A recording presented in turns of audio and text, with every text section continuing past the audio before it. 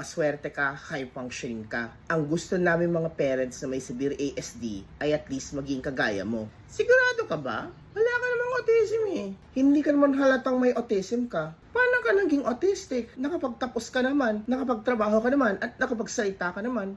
Hindi ka naman katulad ng anak ko na non-verbal. Tatanga-tanga ka ba? Wala ka bang common sense? Napakamaselan mo masyado. Bingi ka ba? Bakit ayaw mo makinig? Sus, hindi ka naman mabiro. Umakto ka naman na naayon sa edad mo. Bakit ang slow mo? Baka na misdiagnose lang. Yang si ganito, may severe autism eh. Ang OA mo kasi. Mukhang kaya mo naman eh.